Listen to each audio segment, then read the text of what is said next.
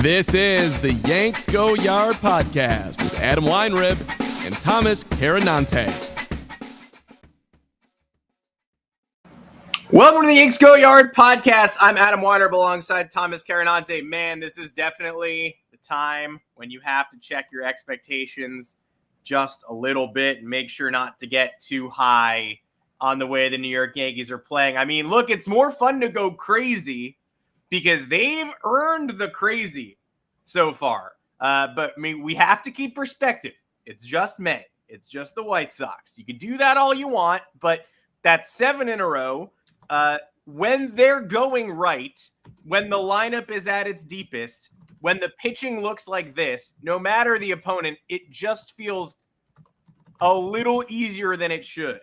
Like 15% easier than it should. And what's crazy now is that they took that punch in Baltimore, lost 3 out of 4. We're starting to have the right conversations about entering the Tiger series too. Is the offense just busted? When are we going to break out? When are we going to get the breakout that it seemed like we were going to get earlier in the season? Turned out it was just, hey, Alex Verdugo's back, and he's back from the paternity list, and now everything works again. So remarkable run from the starting pitching, absurd run from the offense. They fell behind in all of these games and just effortlessly punched back immediately Saturday, Sunday, and had to hold on a little bit for dear life at the end of the first game of the series. I would say second and third, 1 out for Caleb Ferguson in the 8th. It's a bit dear lifey, but he got out of it. And now we get to talk about a sweep. And now we head into another big test for the Yankees in this 4-game set against the Seattle Mariners, where they face 4 pitchers, every single one of them who you go, I don't really want to face that guy. Well, guess what? Right now, the Yankees starting pitchers are the I don't really want to face that guy for the other guys. So the Mariners offense, struggling, streaky is generous. This should be a very interesting test as the AL West theoretical contenders come into the Bronx this week. We're going to be talking all about the White Sox set. I am Adam Weinrib. Thomas Carinante is here. And after this is done, after we're done recapping, stay tuned for an interview with Andy Martino, SNY's Andy Martino, about the Yankee way, his rundown of the Brian Cashman era, an inside look at what turned this team into whatever you would agree that it is now, how Brian Cashman put his stamp on this franchise. And there are a lot of inside baseball stories here that are really eye-opening for Yankee fans of any level of care about the machinations of behind the scenes and what goes on in the front office. Definitely a wild read, and it was great to talk to Andy, so we will run that at the end of the show. It'll be up on YouTube as a separate video. Anyway, Thomas Carinante, welcome to the show. We're sweeping again. What a time to be alive, man. I am going to ride the high because you know why? I take in the lows very hard like the rest of us do. Much like gambling, right? Caesar Sportsbook, here for the highs and lows. They are looking to cover your first bet up to $1,000. New customers will get a second chance bet up to $1,000 when you sign up with our promo code YGY1000. That means if your first bet loses, you will get your full wager returned as a bonus bet. Again, up to $1,000, 1000. Caesars offers daily profit boosts as well as Caesars rewards credits on every single wager, which can be redeemed for bonuses, sports tickets, and other VIP experiences. Signing up with our code YGY1000, don't forget it, not only covers your first bet, but it also gets you access to their fantastic rewards program. So if you're looking to join Caesars, go ahead and download the app, register with our promo code YGY1000, and make sure that first bet is covered, and make it a good one, damn it. $1,000 is a lot of money. This offer is only available to new customers who are 21 and older and physically present in legal gambling states. Please remember to always gamble responsibly. Check the episode description for full terms of the offer to see if you qualify. Man, I was a part-time Yankees fan this weekend, not in a bad way. They were just playing the White Sox, and I invest a lot of time in the Yankees. Really didn't feel like I needed to watch 27 innings against the White Sox. You got the Knickerbockers, too. Did not go well, but obviously we're all watching that. It makes sense. I was away, bachelor party weekend. It got 13% as crazy as you think it did based on that statement. A lot of poker being one of those. Oh, okay. One of those. Oh, let's deal. Should we get stogies? No, we shouldn't. Kind of bachelor parties. But we both were stepped away, and the Yankees made our jobs very easy by just winning 3 games and winning at least 2 of them in a way where you're like, man, it is just the score just keeps going up. They're not stopping. They're leaving guys on base, and it doesn't really matter. There was really very little to be upset about, and the starting pitching is going to be the story, and it should be, because they're on a run and it's continuing and they're gassing each other up. But when Juan Soto is that, and when Aaron Judge is that, it's just kind of like, good luck to the Chicago White Sox, who sent Mike Clevenger up against us, who we never hit, who sent Brad Keller with a 2 ERA up against us, who sent one of their leading theoretical Chris Flexen. Chris Flexen, who's like a guy who we've always looked at as like, oh, that's an interesting depth piece. Remember when we were talking about trading Glaber for a DFA'd Chris Flexen? 3 representative arms. Not usually when you face a terrible team, there's one guy in there who's made 2 big league starts and has an 8.34 ERA, and you're like, is he going to shut us down, or are we just take care of business? Because that's what. And usually, like 92% of the time, you kick that guy's ass, but you remember the 8% because you're like, we never hit these guys, even though you usually do. 3 solid big league starters this weekend. Clevenger in a rough spot, but he usually kills us. He pitched the best against us, but again, early deficit. Quick equalizer, add on, home run, add on. Luis Heel stole the weekend, but these were 3 pretty. It was nice to just have some wins where the score just went up, and the White Sox score never really moved. It's really the equalizers that are doing it for me, and we've done it, I think, in the last few series where we go down early, and like Luis Heel's performance, we'll talk about that a lot, but yeah. First inning, didn't look great, gets knocked around, and then returns to break the Yankees franchise record for strikeouts. And for a rookie, El Duque, who threw out that first pitch that night, which was absolutely incredible. Or that day. So the way that the offense is allowing the pitching staff to be confident, and the way that the pitching staff is responding to the run production is something we really haven't seen in a while. Because these units have very much been out of sync for these last few years. You didn't really think it would be that way because this team is so talented, but everybody's stepping up in a way that you have to appreciate. You have to, again, I think you have to ride this high as you possibly. I wouldn't go like talking shit to every other fan base. Yes. But I wouldn't be opposed to blowing smoke up your own ass about how good your team is. This is arguably the most exciting Yankees team we've seen in I don't know. I guess in 15 years. Like, I know 2017 was exciting, right? But that wasn't expected. That team was not that great. No. They rode the underdog mentality. Brian underperformed their Pythagorean reality too. Like they went 90-72, and the data showed they should have had like 95 or 96 wins. So they were actually losing games at a rate they shouldn't have, and then turn it on in the playoffs. Yeah, and that, like, Brian Cashman had a very good deadline that year. Like, got the Yankees exactly what they needed for the roster that they had. 2019 was a very exciting team. I mean, 2018 everybody was the most excited about, and then it got derailed by the Red Sox, as we talk about far too often on this podcast. Yep. Let's stop talking about that. Yeah, no more. 2019 was the next most exciting, and then it feels like every other year was just a disappointment. Like, even with 22, like, you look at the Yankees record now, I think over the weekend there was a stat put out, and it was like the second best start in Yankees history behind 2022. And you're like, what the fuck are you talking about? 2022 was like, you don't even remember how good that regular season was, because everything that happened from August 1st on was like, just throw me into a river. So that's why I'm going to ride the highs here. You know, this pitching stat, this team, the Yankees are beating bad teams in the manner that they should. They're punching back against opponents and bucking the narrative of like, every other time a team had scored a run against the Yankees early on, it felt like the game was over.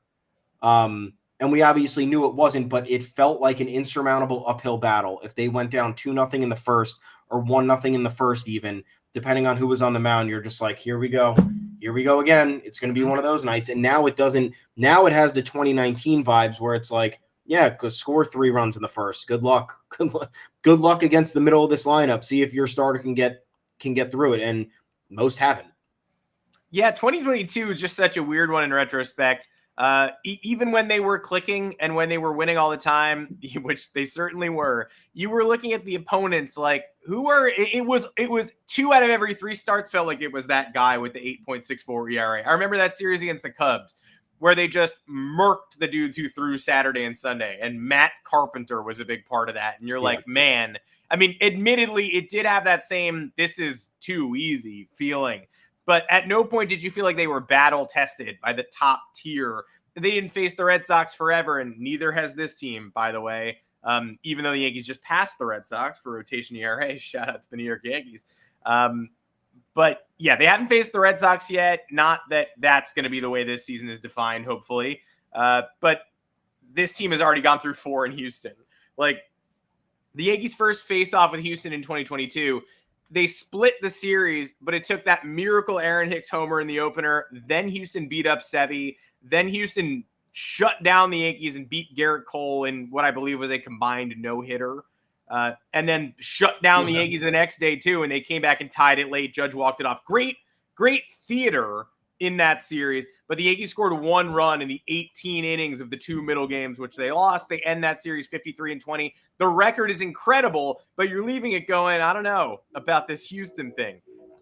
They go on the road and face Houston 3 more times and get swept in that road series, including a nasty walk-off where, I don't know, remember Michael King trying to preserve? It was right after the All-Star break, ball bounced around the infield. Either way, at no point in that season did you feel secure in the offense's ability to be relentless. You would have games where they'd win 15-4, and then you'd have 3 games in a row that they'd win 3-1, lose 4-2, win 5. You just never knew. This is the first stretch in a long time where the pitching is clicking to an absurd degree without Garrett Cole, and the offense just looks. You are getting contributions up and down the lineup. We'll talk unsung heroes shortly, but you got a couple of guys at the bottom of the lineup who remember last year. Remember the depth of the Yankees lineup last year. Imagine relying on the 7 through 9 guys at any point. And now you absolutely can do that. An inning is never over. Who's the guy you want to see up least right now? Probably Oswaldo Cabrera, who is the best hitter in the lineup for the first 2 weeks. I guess Jahmai Jones by default, but there are no easy outs. No automatic outs. Nobody still hitting too many double plays. We all know that.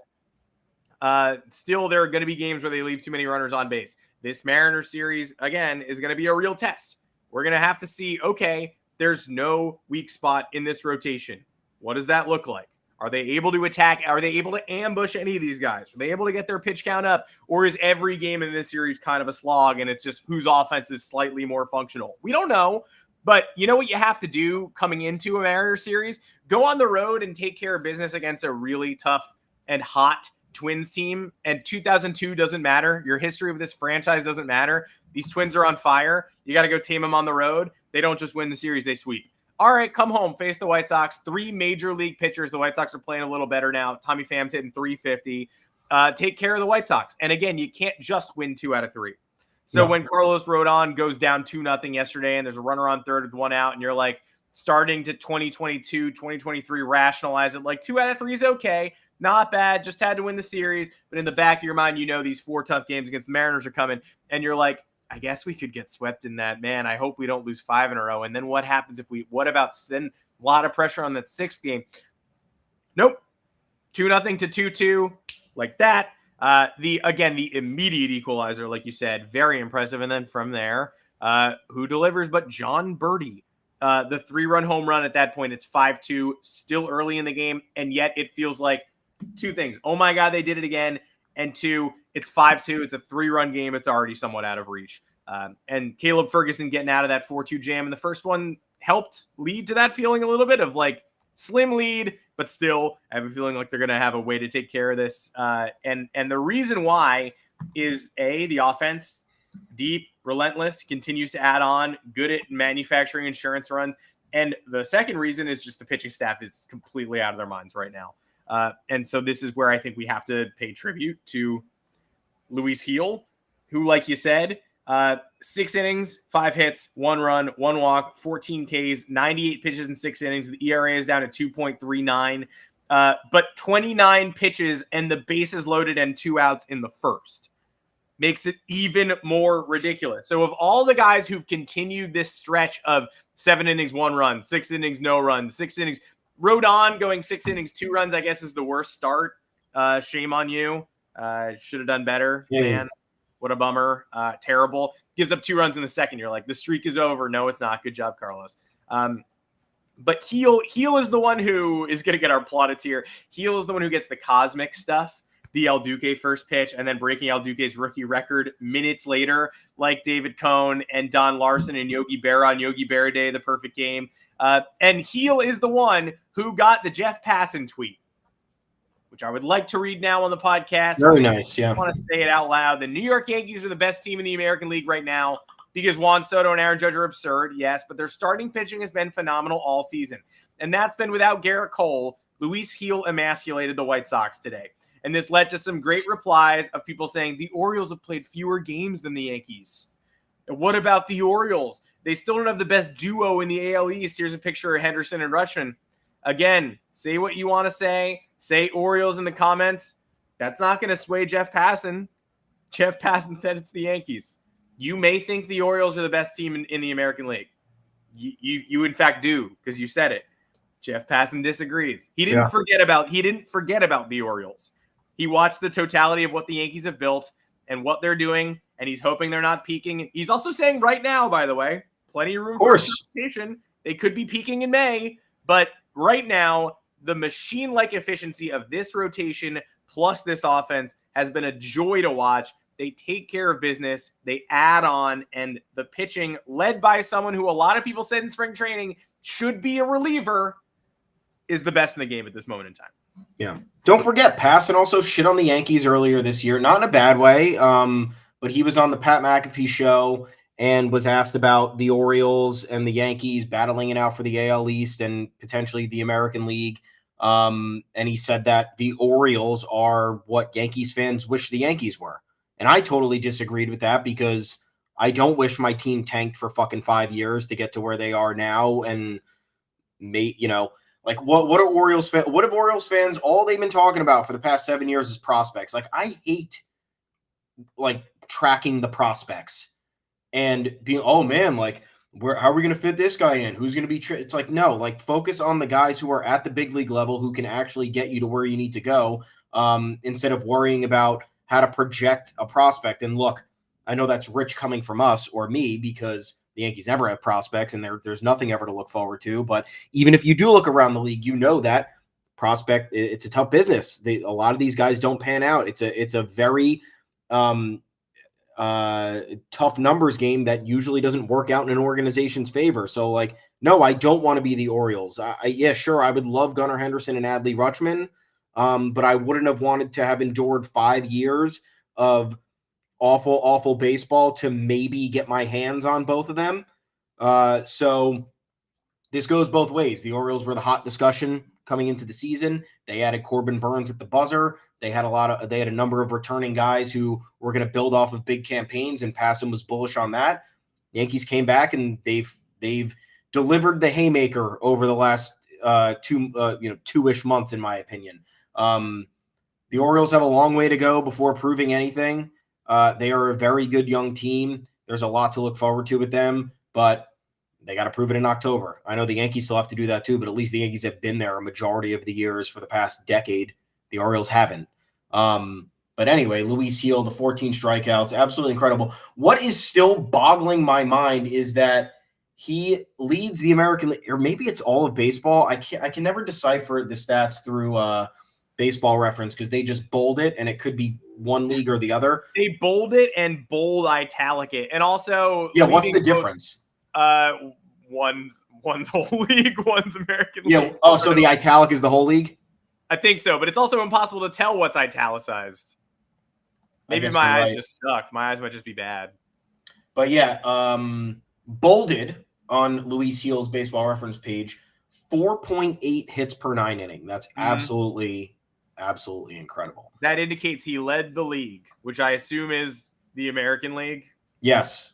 Because there's no – usually there's a clarifier that says bold italic means he led all of baseball, but it's not there because he doesn't lead all of baseball in anything. But I guess that's how their UX works. Great. So, I mean, the American League has a lot of good pitchers. The American League, you would argue, well, DH is universal now, so I shouldn't say that. But yeah, the American League has a lot of good offensive teams in it. The Yankees haven't had the easiest schedule to start the year. Luis Gil had to, again, the biggest storyline here is that you said he wasn't going to be, he shouldn't have been in the rotation. There was no projection of him being in the rotation as long as Garrett Cole was healthy and as long as all these other guys took the necessary steps that they needed to. And you look at his peripheral metrics too. Like a lot of people might look at the 2.39 ERA, is it? Yeah, 2.39 ERA, 3.13 FIP, and 1.08 WHIP. You're saying, okay. Well, what's going on under the hood? Well, everything's good with the exception of chase rate, walk percentage, and ground ball rate. But again, does ground ball rate matter if you're barely giving up contact? No. Does walk rate? Well, walk rate does matter. His walk rate's a little bit concerning, but to me, that's a give and take. He's giving up no contact, and the 3 hits more that he should probably be giving up every start are being substituted for walks, which I'm not necessarily against because there's an issue if you're giving up walks and can't get out of jams and also give up contact. Luis Gil's not giving up contact, so if he wants to issue free passes and be able to get out of those situations, then be my guest. Chase rate, to me, here, irrelevant because he's getting a ton of strikeouts. On in the zone, 98 mile an hour fastballs and 92 mile an hour changeups. So it doesn't. So to me, these 3 flaws on his resume at this moment, the only blue areas of his baseball savant page, they don't matter to me. They need to be viewed in that vacuum where it's like, okay, how is this a negative trait, and how are teams capitalizing on it? Teams are not capitalizing on it, and they're not really negative at this point. So, look. Another reason I'm going to ride the high is because this is unsustainable. I love Luis Gil. We loved him when he debuted back in 2021. We felt so bad for him when he had to go undergo Tommy John surgery in 2022, which was supposed to be an exciting year. But I think we could all say this is a unsustainable pace for everybody, even for Clark Schmidt. I think Clark Schmidt's having a great year. I think his development has taken tremendous leaps that I never expected because I've actually been a big critic of him, but we have to brace ourselves for the regression. I don't think it's going to be a massive regression, but second half comes.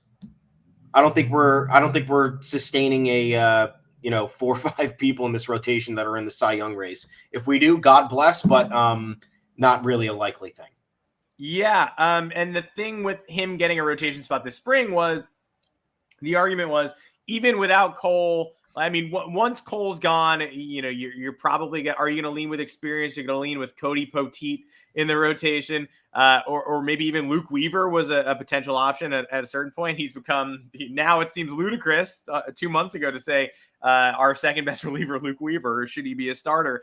But Gil fought his way in there. But he was really battling it out for a long time with someone who had established himself in the rotation last year, but maybe didn't satisfy the needs and desires and couldn't get lefties out, couldn't harness the cutter and couldn't figure out a way to get through the lineup the third time. And to be fair, struggled with that at times to start this year as well. But that's Clark Schmidt, who it's May 20th. It's not July. But at this moment in time, pencils down, the Yankees probably have 2 all-stars, and it's Luis Gil and Clark Schmidt. Schmidt just got through 8 innings against those Twins. We were just talking earlier about, hey, you can't just take the series. You got to sweep when you start off with 2 wins. Who made sure they did that? Schmidt's 8 innings, 3 hits, 8 strikeouts, and he was better against lefties than righties. All 8 of his Ks came against lefty batters, which used to be the side of the plate that he couldn't handle. I called this man fart shit on a podcast last year. Felt bad about it. It was an accident. I didn't do it on purpose because I actually think I said, well, I was calling him that in private. So I think I said Clark shit by accident. You just outed yourself. Yeah, well, I think I called him Clark shit by accident because I was thinking about how I used to say that in private. That actually makes sense for what's happening. Yes, oops. But he was really, really frustrating last year, and he was always clogging the bases, putting guys on base. And this year it's been night and day. And I think you can credit Andy Pettitte for a lot of this. Not just working with Rodon, but people are acting like he is. I mean, Matt Blake, we know what Matt Blake is. There's nobody better at devising a program, making pitchers pitch to their strengths. Matt Blake versus Andrew Bailey is an extremely fun fisticuffs. Hopefully it ends after this year when Bailey leaves to go manage the Miami Marlins. But for now, very fun. And Andy Pettitte has just added like an additional know-how, tinkering, teaching pitches, teaching metal, teaching mentality. And right now, I think we're probably about 10 days away from the first like fake all-star roster projections coming out. I would say that both of those guys should be on there, and both have to overcome the fact that they are not marquee name brand starters. Yeah. But I do think Heel getting the 14 Ks this weekend gives him the advantage over Schmidt for now, if only one of them is going to get to go. And then, you know, a guy like Carlos Rodon, who after this start said, this feels like home. We've given him a lot of love this year after a terrible year last year, but man, how fucking good does that feel to hear? Incredible. And if you tell me that like, hey, it's actually Carlos Rodon with the name recognition that gets to go to the All-Star game instead of Clark Schmidt, I don't think Clark Schmidt's going to mind that one bit. The numbers would favor Schmidt at this point in time, but 55 innings, 55 Ks, 3.27 ERA, 10 starts, 5-2, and 0.8 BWAR for the Yankees' number 2 starter and somebody who had a disaster of a year last year. If you told me he goes and Schmidt stays, I would go, okay, great, no worries. A deserved honor for somebody else who's really putting in the work this year.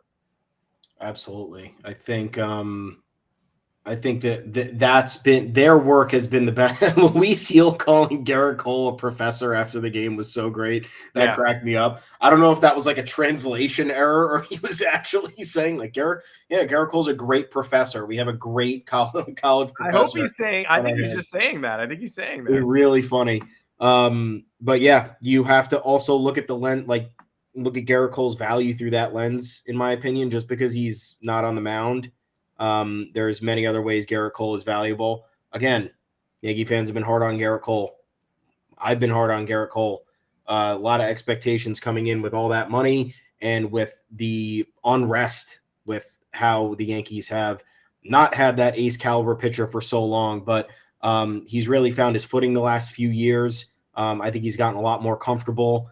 He's taken on that mentor role for all these other guys in the rotation, even for his peers. Like Stroman's his peer, Carlos Rodon's his peer, and they are clearly absorbing information from him, and they're valuing it a ton. And guys like Luis Heel and Clark Schmidt they immediately come to class. There's no question. They're sitting down, notebooks open, undivided attention for however long the session's going on for. So I think that is also a big key here for looking at how the rotation's developing and how the flow of information is helping everybody get more comfortable and produce better results. Yeah, it's been a joy. And the moment I was happiest was just Heel's entire start on Saturday, especially with the El Duque thing, especially with the photos they got to take after the game. Very 1999 coded, very a reminder of one of the happiest years of my life when everything about the Yankees just sort of made sense. Like, they had dynasties. They win championships. They take care of business. And sometimes the legends come back and sometimes the ghosts show up and we can't explain it, but that just happens. That's what that reminded me of. Unsung hero in this series. You can go with, the starters all deserve. Remember when the Atlanta Hawks were all the player of the week or whatever? It was like the whole starting 5 and everyone who wasn't a Hawks fan was like, that was lame. Like, yeah, we could do that. I mean, good thing this is a Yankees podcast. I don't think Yankees fans would say that was pathetic to name the whole rotation and everyone who followed them in the bullpen, even Michael Tonkin, an unsung hero. Yeah. But Jose Trevino, who's playing like an all-star for the second time in 3 years as well and deserves some respect. The birdie homer, Ferguson in the opener, also moments that deserve credit. But it's now we're at a tough spot because the Yankees are not going to have 12 all-stars. It's not usual. It's not very, typical for us to have to do this because Aaron Judge, Juan Soto, they're probably going to go to the game, especially with the way Aaron Judge is swinging the bat, but they're probably going to get voted in as starters. Usually Garrett Cole's a shoe-in. Of course, this year he will not be attending. Clay Holmes has a 0 ERA right now. I would wager that you can't leave him off. I think you got to go with 2 of the Yankee starters. It's Heel and Schmidt for me, but if it's Heel and Rodon for you, I don't blame you. And then Beyond that, Giancarlo Stanton has an argument. Jose Trevino has an argument. Anthony Volpe's top 10 in WAR in baseball this year. He has an argument. Alex Verdugo is a glue guy. He's not going to make it. But there could be an uncomfortable number of Yankees that make people whine and cry about how Yankee-centric this is. But right now, the record is demanding it. The performance is demanding it. And if the Yankees don't get too many All-Stars and Trevino at a thin position doesn't make the team, then the whole snub list is going to be like 3 or 4 Yankees because they have a lot of deserving players, and a lot of them are people that the rest of baseball fans have probably counted out and said, we don't think about those guys this year. Well, you actually do because they deserve spots. Start thinking about them. All right? Start it. John Birdie's my all-star. I'm voting him in. No, I'm kidding. He's my unsung hero. That 3-run homer. You look at and we talked about it, right? You feel like you have to sweep the White Sox. Sweeps in baseball are hard. For sure. The White Sox are bad. The Yankees usually don't do this, or at least haven't in recent years, where it's like, can we get the cushion that we need? Because look, if you win a series against a team that's 14-33 and 4-19 on the road, you win 2 out of 3, you've gained 1 game. It's not enough. It's not. It just isn't. And I know that the grind of the baseball season is difficult, especially with all the factors you have working against you, with pitching on the Yankees side. Like, they're dealing with some bullpen issues, so that always affects how you're able to get through games. So that's why John Birdie's home run on Sunday was probably one of the most important turns in this series. It gave the Yankees a 3-run cushion in the middle of the game, where at that point where Carlos Rodon was feeling more comfortable to pitch, and the bullpen probably knew at that point, okay, we're not going to need all hands on deck. Let's have Carlos Rodon relax a little bit these next 2-3 innings. We'll get him through it, and then we'll figure out a plan. So in terms of securing the sweep, which really is important because you have to bank these wins early on, because you don't know what's going to – you don't know who's going to hit the high L. You don't know when you're going to start slumping again, because that's inevitable, especially for the Yankees. Like, the offensive downturn will come. Don't you worry. We're riding the high right now because this is how it's supposed to look, and this is what we pictured. This is what we envisioned with this team fully together, but don't you worry. There will be another 18, 19-inning streak where this team looks like they don't belong in the major leagues, and then maybe you get a walk-off situation like they had against the Tigers to turn it all around. But either way, John Birdie's home run, to give that cushion, to provide this lineup. He's been solid. I know he's had a couple of errors over the last couple of weeks where it's like, damn it, man, just get that one. Come on. But he's been solid with the bat. He's been lengthening this lineup. He's providing speed on the base paths. And that's, to me, that the cushion at the end of that game was among the most valuable of the series. 100% agreed. Moments. Yeah, 100% agreed. You are going to, you're one bad 2 days of offense away from the same people who tweet all the time, tweeting about how the magic is gone from the 2024 Yankees. That's why we caution you, hey, just like don't get your World Series tattoos, because those are the kind of people who tweet after a weird bad week. Like, I knew they were going to lose some games. Congrats to you. They are going to lose some games, but this does seem more sustainable than it has at the very least since 2019. And that year, the team was just decimated. And in 2018, love that team too. There was a 108-win juggernaut Red Sox team in their way. This year, there doesn't appear to be, which is crazy to say, at least not in the American League, because the Dodgers could easily be that juggernaut. We maybe have not seen them in their final form yet. Still waiting for Kershaw, et cetera, et cetera. I hear you. But in the American League, at least, it does not seem that there are some tough foes. The Red Sox and their nearly league-leading ERA are going to be difficult. The Orioles and their core are going to be difficult.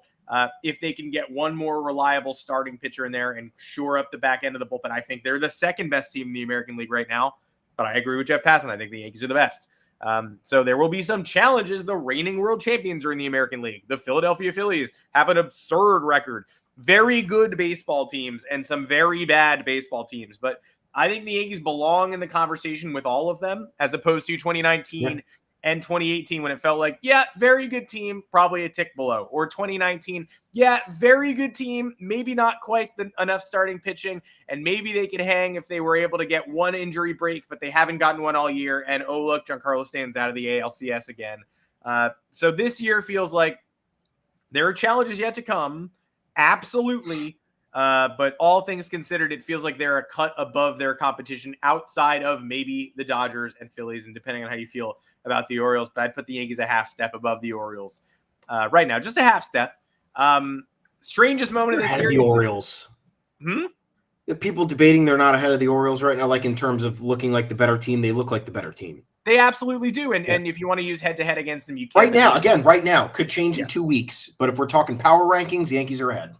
Absolutely. It's not close. It depends on what your definition of close is, but the Yankees it's definitely close, but there's an obvious answer. You know what I like? Yes. That's where it's like, it's not like, the Yankees are miles ahead. It's like, no, the Yankees they're right there, but the Yankees are very much over the last few weeks. They're widening the gap. You know how I know you don't watch ball? The people who are just like, it's the Braves. No, right now it's not the Braves. The Braves are like 2 starting pitchers short, and the Braves are on the verge of like teetering into some real questionable territory. Might it be the Braves in September? Absolutely. We know what the Braves pedigree is, but right now, don't just pencil them ahead of any of these teams. The Braves might be 6th or 7th at the moment. Oddest moment in this series, the weirdest moment for me, it's just the bizarre feeling of Corey Julks robbing a home run down 7-2 and going absolutely nuts on Sunday. Good for him. He homered also in this series. I will also throw in Mike Soroka, loaded the bases but worked out of it and was hitting 96 on the gun and was dominant in relief and made you go, why didn't he start this game? Brad Keller was the guy. Okay, sure. There were definitely some moments. Tommy Pham, look every time Tommy Pham came up and you looked at his numbers and you were like, this guy was unsigned into late April, coming off a World Series hero run, and is now hitting 350 for the worst team in the American League Central. Got it. Sure. Overall, not too weird a series though, because all of these moments came in games where the Yankees were leading handily. And so you couldn't really, I'm very accustomed to getting the Talking Yanks push notifications on my wrist. And every time I see something like whelp, I'm like, oh my God, they gave up a grand slam, or like, oh my God, they blew a 4-run lead. And it was like a whelp for a Judge strikeout with the bases loaded up 6-1. And I was like, that's a bummer, but it's not like not like a whelp. Like most of these, the weirdest moments were kind of buried because again, they were just sort of ticking off the boxes to get to the finish line to get to a victory. Yeah, I don't know what was more weird for me. Like Benintendi, check swing single, RBI, diving catch on that Stanton missile. But I'd have to go with the bird on the field. Like, what was that? Oh, yeah, right. I forgot about the bird. When have we stopped the game for a bird being on the field? Yeah. Aren't birds just everywhere? If you're ranking animals that deserve game stoppage, it's like cat, squirrel, bird way down the list. Below human, below fan on the field. A bird. Sometimes there are 6 birds in the outfield. Yeah. Like a plastic bag. Like a bird is probably less of a priority than a plastic bag. I would agree with that. I would rank bird below bag. And like if they were trying to protect the bird, maybe the bird was injured. Was he? I don't know. Well, he was standing there hanging out. Maybe she was standing there hanging out, and they caught it pretty easily, which I was surprised by that. But I don't know if I've ever seen a game stop because of a bird hanging out. Birds are there. We are where birds live. We should be taken off the field so the birds can be on the field. That's a take. That's where the birds belong. We don't belong here. That's a take. Did you have a call? Birds aren't real. People are about to get pissed, dude. Yeah. RIP your mentions on Twitter, the Bird app itself. Former Bird app. They changed it to X.com. They changed it to X.com over the weekend while I was away, and good for them finally getting that done. Ruthless efficiency, getting that done 9 months in or whatever. Yeah, there was a little bird. There was a little bird on the field. Maybe it was an Oriole trying to get a jump on the power rankings. Try to take out some Yankees. See if you can grab that number 1 spot temporarily. Getting in Jeff Passan's mentions. Yeah, no, easily. I don't know how I didn't get there sooner. Easily the weirdest moment of the weekend was the loose bird. Most surprising moment though for me, Jose Trevino. Again, what is my guy? My guy taking the weekend series for me. I think about Trevino first, faking out the runner at third by appealing and then getting the back pick. I'm honestly not even sure if he intended to do that. He's a smart catcher. He's got a lot of talent. it was a heads up play. But I genuinely think he was just appealing to first and then happened to notice, oh my God, this guy is crawling down the line. Why is he doing that? And went and got him. I don't think it was an elaborate scheme. It might have been, and credit to Trevino if it was, and I wouldn't put it past him. But that was the most surprising. Like, something that I don't even think was supposed to be something that worked like a charm. And that's how you know the White Sox are the White Sox. So that gave me less hope moving forward for when a team I hate, like Houston or Baltimore or Boston or Tampa, has to face the White Sox. Tampa already got swept by the White Sox. So shout out. Yeah. But when they have to face the White Sox and the White Sox are coming to Fenway or something, I have no hope. I'm like, all right, I've seen this movie. This is pointless. Yeah. I mean, surprising moment for me, Caleb Ferguson, dude. I know you mentioned it earlier, but like, what? Yeah. What?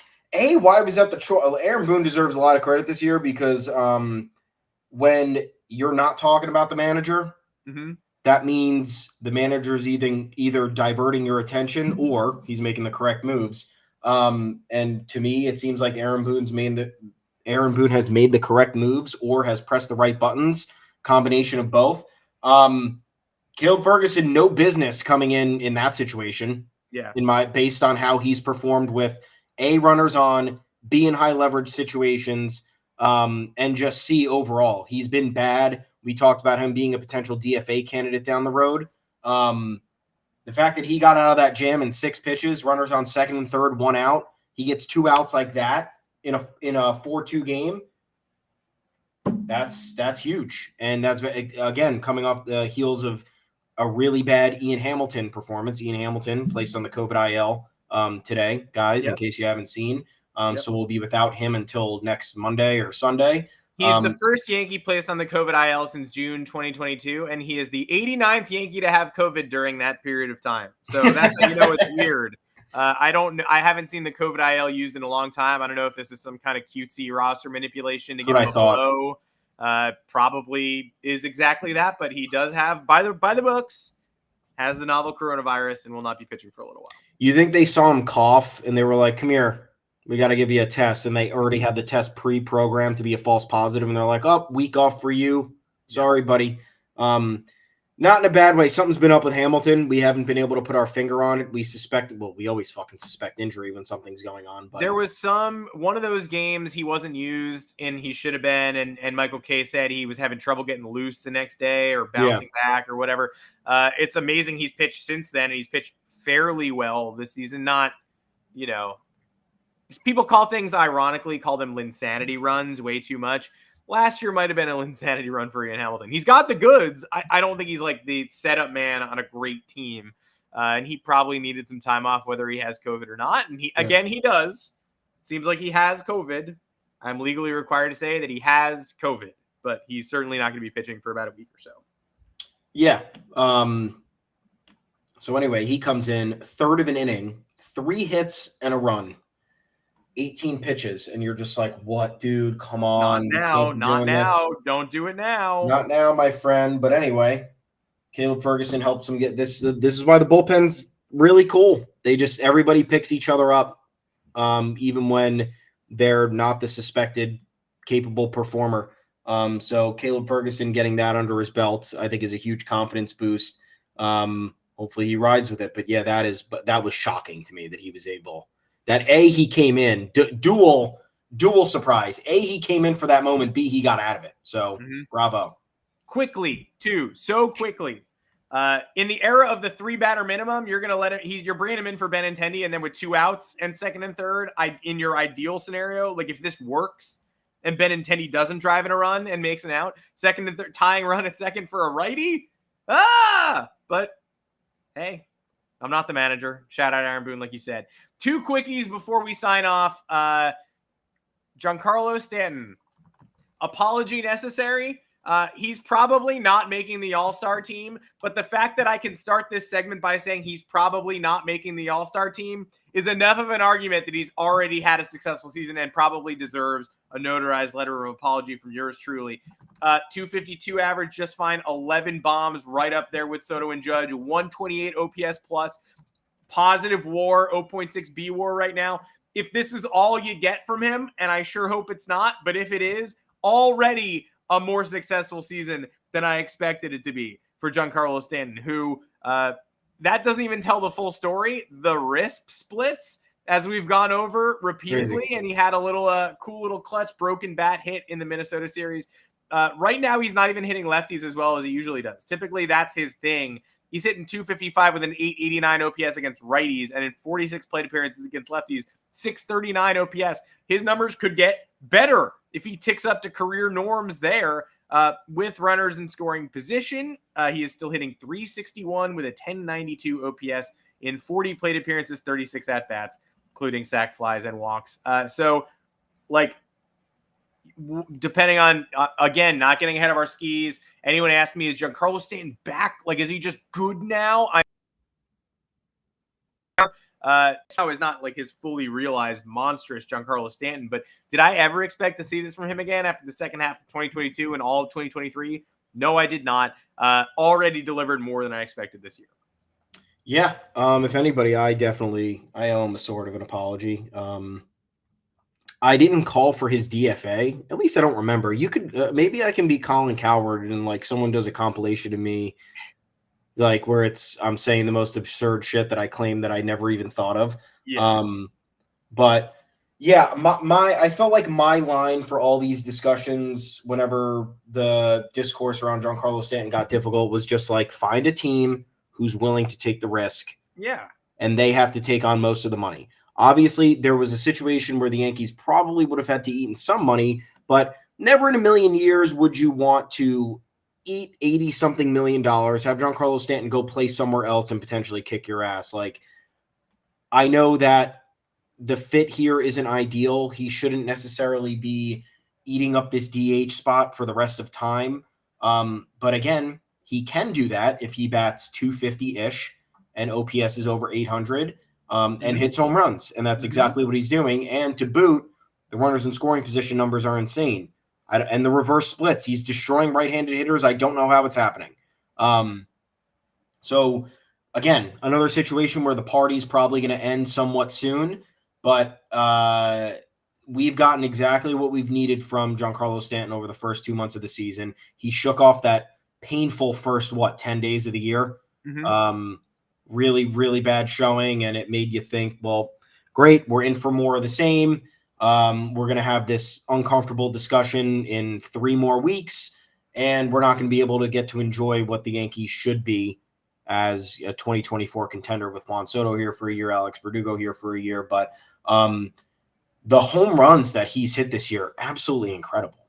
Like they again are one of a kind. We may not see another player in our lifetime hit home runs in the manner that he does. The breaker, or was it the changeup or the curveball off Chris Paddock, muscling that in the left center. Even that Oppo shot yesterday against Brad Keller, it was like Brad Keller just loops one in there and he just like flick of the wrist, boom, right center field into the bullpen. Fucking see ya.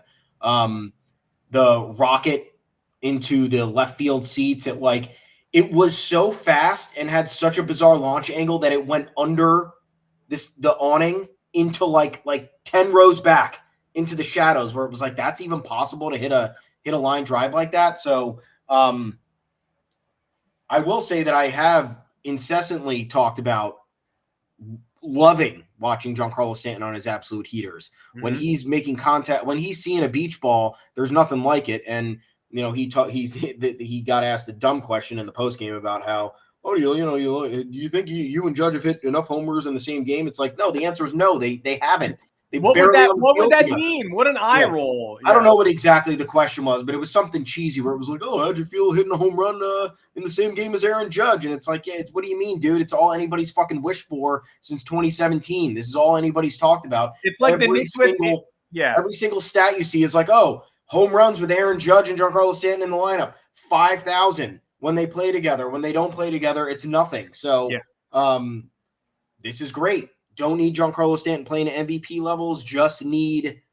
I literally just need like 240, 250 from him and like a low 800 OPS. I'm not asking for a lot. If he just does his bit, the walks are never going to be there. So deal with that. We just need the extra base hits and we need the majestic home runs and we're good. Yeah. It's not groundbreaking. It's like the Knicks and Anunoby. Like it's, hey, when he plays, they're 26-5. When they both homer, the Yankees are like 30-2, and it doesn't happen nearly often enough. And when it does, guess what? It works. So we'll take as much Stanton as we can get. The other key component of the Judge, Stanton, Soto trifecta, Juan Soto. Just before we sign off, I want to note to everybody again, file this away under things that don't mean anything, but would be a little weird if they didn't actually mean anything. Also, after we heard that Steinbrenner wants to open negotiations in season and Scott Boras would be open to it, and Juan Soto says talk to Scott Boras, and everybody sort of is lining up their numbers, and all we know for sure is that anyone who said that Hal wasn't serious about this is wrong. He clearly is. Who knows where Soto goes? I think he stays here. Who said but either that? way, people have been saying that all year. Like, oh, they got him for 1 year. They're saying, all the people who read the Cashman quotes were like, he said, enjoy the year. Oh, yeah. My God, party. Like, the Yankees clearly don't care about him long term. They're just getting him as a rental. Okay, cool. At the Yankees welcome home dinner, which I would love to attend someday. Love inside jokes. Would love to be part of one someday. Juan Soto bid $16,000 to win a painting of himself in Yankee pinstripes and a Yankee hat. Cool. Again, I ask you, does that sound like the actions of a man who does not intend to stay a Yankee? You think he wants a framed photo of the Yankees? You think he's having such a bad time learning the franchise in the city that he wants a framed painting for $16,000 to remind him of his worst mistake before joining the New York Mets? Get real. Get real. Hal's going to come to play. Soto appears amenable. I'm not guaranteeing it. I never will, but if Juan Soto did leave the Yankees paying $16,000 for a painting of him in a Yankees uniform, when, spoiler alert, he could get one for cheaper, seems to indicate that maybe he intends to stick around for a while. And again, I don't think Hal brought him here to nickel and dime him. Hal is the one who, when he sees something he likes, he closes it like he did with Aaron Judge. I can't get over the idea that they're just going to let this one slip and at the end of the year go, whoops, what can you do? It's a business. If they lose him, they're going down fighting. And if they do lose him, he's going to have one hell of a pointless painting because he just spent $16,000 on a painting of himself in a Yankees uniform. So again, doesn't mean anything necessarily, but if it ended up not meaning anything, you'd look back and go, that's pretty weird that didn't mean anything. Yeah. Feels like it maybe means something.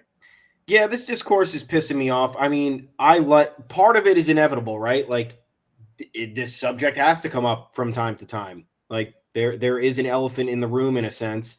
And I like that Hal Steinbrenner brought it up because in a way it will shut any fan up who's thinking that the Yankees aren't going to be serious players for him. Like, there was I think we talked about it last podcast that David Sampson was on Foul Territory. Yeah. And he was saying that, if a player wants to be a lifer on a team, he doesn't have Scott Boras as an agent.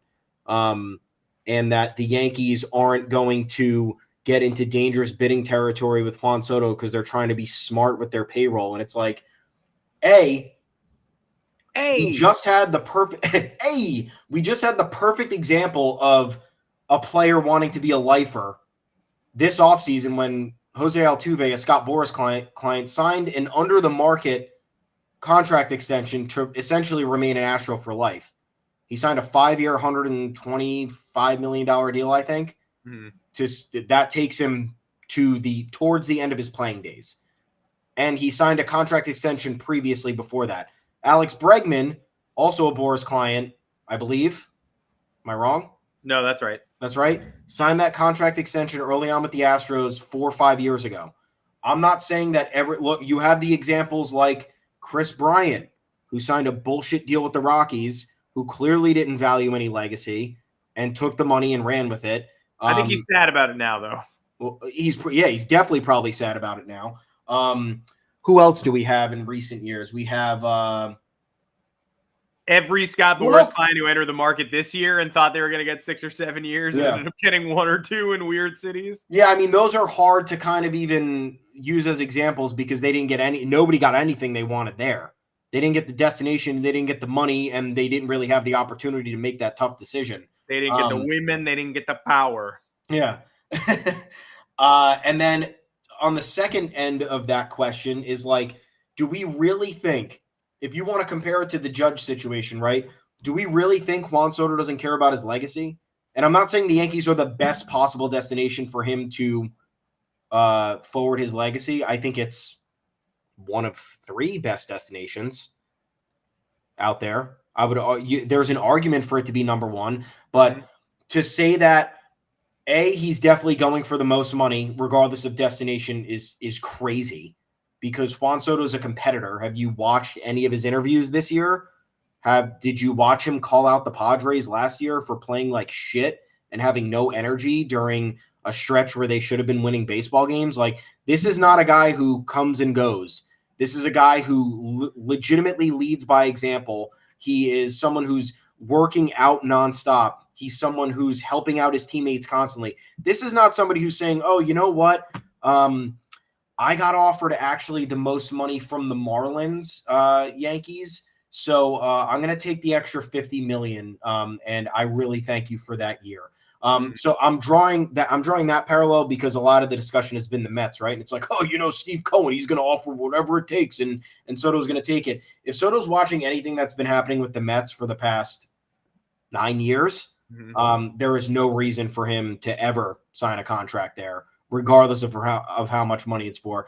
It needs to start with a B. It needs to be a $1 billion contract, in my opinion, for him to say, you know what? I am going to forego all these perennial contending teams who are offering me a semblance of a record-breaking contract, and I'm going to go to the Mets, because David Sampson's talking like this is Scott Boris's decision, right?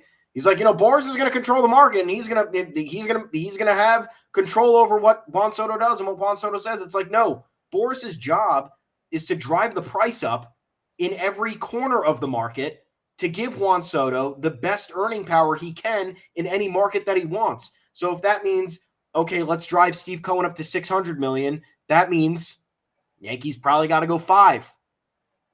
That's just what it means. And that is going to put Soto in a good position to make the most money he can possible in the destination that he wants to remain in, and keep him in the Hall of Fame legacy World Series every year discussion. So that's where Scott Boras comes into play. Scott Boras is not saying, oh, well, you know what, Juan, we got the most money from the worst team out there, so we're going to sign on with them because that helps my commission check. So Juan Soto doesn't give a fuck about what Scott Boras is making on the commission check. All he cares about is how much money he's going to be making in the setting that he wants to be in this is a remainder of his career contract, unless he decides to do something crazy and sign insane high AAV 1 or 2 year deals, which I don't think he's doing. This is going to be a Shohei Ohtani-esque contract extension. It's going to take him through the end of his career. So for anybody debating any of this and to suggest that the Yankees aren't serious about it, when this is the exact contract the Yankees would love to sign, great. We got a guy who's 25 years old. Here's all the money. We know we're getting the prime years. This isn't a situation where you're like, oh man, we're signing an age 30 pitcher to a 7-year contract. I guess we're eating 3 years. No, you're getting 80% of Juan Soto's peak powers with this contract. The Yankees are 100% in on it, regardless of what the price point is going to be. You know how I know they're 100% in on a 25-year-old hitting free agency? Because they were going to pay $300 million to a 25-year-old pitcher hitting free agency who had never appeared in a Major League Baseball game before. Yep. And they got outfoxed because they don't have Shohei Ohtani. Now, something tells me it'll be a slightly different sales pitch for Juan Soto. We shall see. Look, I don't know. The reason I love winning so much and 7-game winning streaks is because you get to talk about, man, is this the best team in baseball? Rather than, will they pay one of the guys currently on the roster? Can we do November? We do November talk in May. Yeah. That's for the Mets fans. Let the Mets fans do November talk in May. We're going to talk about Juan Soto buying an expensive painting and hopefully telegraphing his future ambitions, as well as the team being on a red-hot heater and going toe-to-toe with another one of the pitching staffs that definitely rivals them for one of the best in baseball at this moment in time. The Seattle Mariners and New York Yankees in a 4-game set this week. Night game, afternoon game. And sorry, good job by the New York Knicks. We no longer have double playoff series. They did their very best. And honestly, if they'd won yesterday, I would have been scared for them to face the Boston Celtics because I don't know how many limbs they had left. And I'm not sure how they would have left that series intact and able to walk. But the New York Rangers, see you in the Eastern Conference Finals. Wednesday night, game 1 of that series. The Rangers have a legit shot, one of the Final 4, and they will not be facing the Boston Bruins. That feels a little bit good too. For all the For all the folks out there who were like, wow, it's going to be New York and Boston in the NBA and NHL. It's not going to be New York, Boston in either of those. And in one of those instances, that's pretty good. It's nice to not have to see them. Florida Panthers are good. Rangers are good. Bruins are less good. Now they're gone.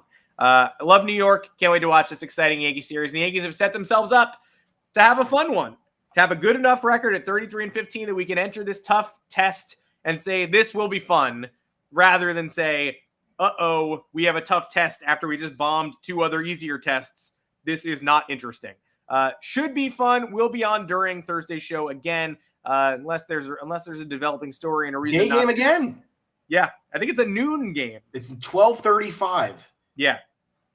So we'll see you live during Kirby. Pretty great. Yeah. We'll see you live during that one, unless there's a reason to wait till the end of the game, in which case we will. But hey, either way, turn your notifications on. We'll be here on Thursday, probably pretty close to 2 o'clock Eastern. After this live stream, stay tuned on the audio feed for a short interview with Andy Martino, which is also going live on the YouTube channel. If you prefer to just watch it, you can turn those same notifications on. You'll get alerted that we have another video up. You get to watch that. But if you want to listen in the comfort of your home, just stick around. Let this marinate. Let this feed continue. I'm Adam Weinrib.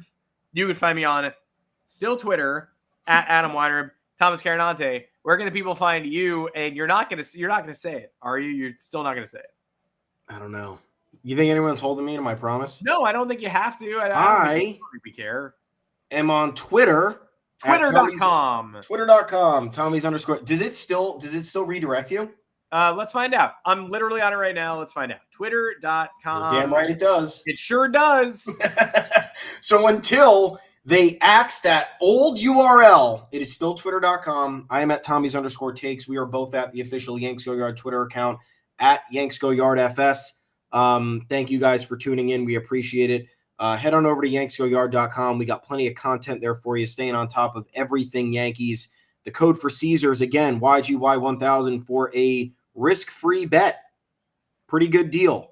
Again, we'll be back here Thursday, 2 p.m. Eastern live. During the game, we're going to be having some fun. Stay tuned for the Andy Martino interview, and we will see you guys soon. Take care, everybody. Take care of yourselves. Come on, Yankees, do your thing. Keep doing your thing. Don't stop doing your thing. See you on Thursday.